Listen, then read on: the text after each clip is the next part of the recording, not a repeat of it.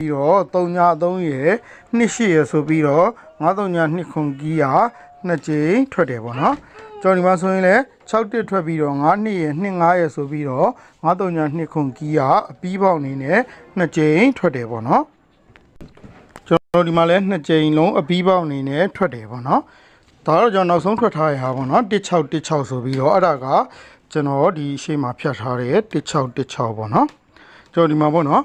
16ထွက်ပေါ်မှာ16ထွက်ပြီးတော့အောက်မှာခွန်1ဆိုပြီးတော့932ခွန်ကြီးရတစ်ချိန်ထွက်တယ်အောက်မှာလည်းကျွန်တော်16ထပ်ထွက်ပြီးတော့အောက်မှာကျတော့ကျွန်တော်တို့96ဆိုပြီးတော့932ခွန်ကြီးရ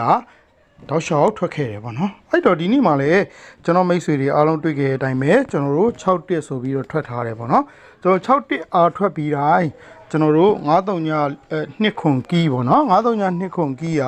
ကျွန်တော်တို့3နှစ်အတွင်းမှာလက်ရှိအချိန်ထိပေါ့နော်လက်ရှိအချိန်ထိကျွန်တော်တို့ဒီ2022 14ရက်2လ2022ပေါ့နော်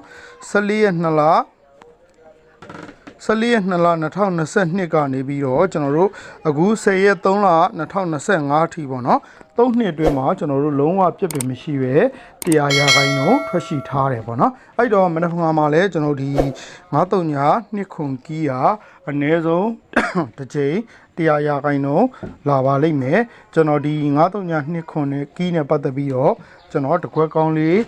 ရွေးထုတ်ပေးမယ်အကောင်းဆုံးဖြစ်မဲ့ထင်တဲ့တကွက်ကောင်းလေးရွေးထုတ်ပေးမယ်ပြီးရင်ကျွန်တော်တို့ဒီ